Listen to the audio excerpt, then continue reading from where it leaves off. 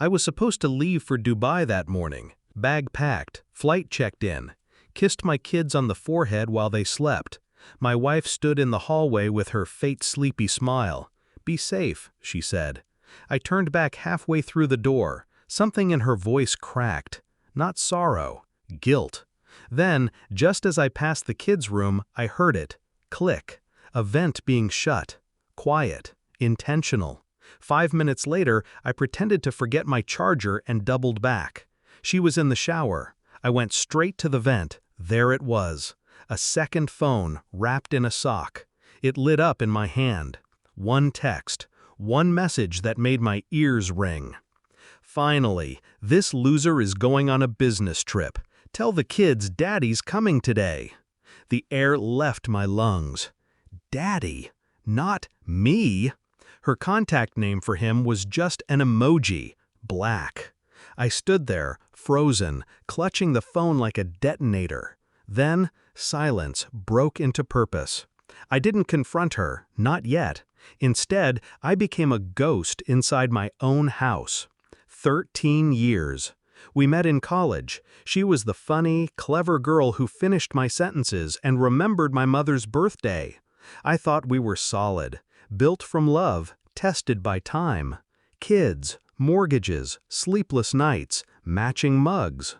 There were whispers, missed calls, business lunches she never mentioned, sudden shopping runs when I came home early.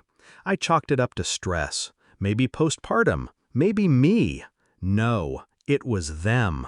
And the man with the key, let's just say he didn't need an introduction. The moment I read that message, I didn't feel rage, not yet. I felt calculation. How long? How many lies? Who else knew? First, I set up hidden cameras in the living room and bedroom, one in the baby monitor too. Then I called my office and told them I'd be off the grid for a few days. That night, I checked into a cheap motel 10 minutes away and watched them from my phone.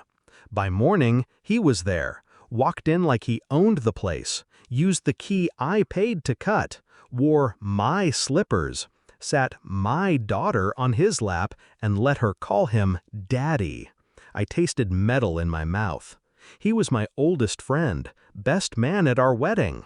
I had trusted him with everything, except now I knew he had taken everything. Over the next 2 weeks, I built a case. Photos, videos, audio, screenshots of chats. She thought I was overseas. I even left Instagram footprints to keep up the illusion. Posted a photo from 2 years ago pretending it was today. I recorded every visit he made, every time he touched my kids, every whisper. I saw them kiss on the couch where I used to nap with my newborn son on my chest. I saw him tuck my daughter into bed. And I saw her let him. When I was ready, I called my lawyer. I transferred assets quietly, locked down my accounts, froze the credit cards she didn't know I knew about, pulled security footage from the smart cam she'd forgotten I installed in the front door light. Then, on a Monday morning, I came home, walked in through the front door like I had just landed, suitcase in hand. Their laughter from the kitchen died mid-breath. She turned white. He dropped a fork. "Hey," I said, calm, like I hadn't seen it all. She stammered, You said next week." I smiled. "Change of plans." He stood up, puffed his chest like he was still taller than me. He wasn't.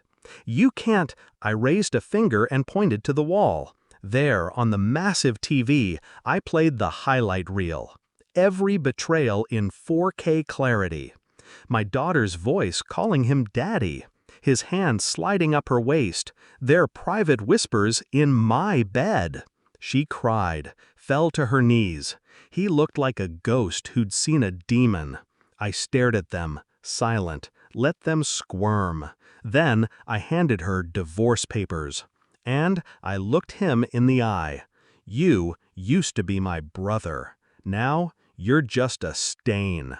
I didn't scream, I didn't hit, I didn't threaten. I just dismantled them, legally, emotionally, surgically. She lost custody. He lost his job. Turns out, HR doesn't like employees who break into family homes with spare keys and sleep with their best friend's wife, especially when there's evidence. I sold the house, took the kids, moved 2 cities away. They don't call him Daddy anymore. They don't even remember his name. Sometimes, at night, I wonder when it started. But then I remind myself, it doesn't matter. What matters is how it ended. Not in rage, in silence, in precision. They played games in the dark. I flipped on the lights. And now they both live under the weight of exposure. Me? I'm free, and I sleep just fine.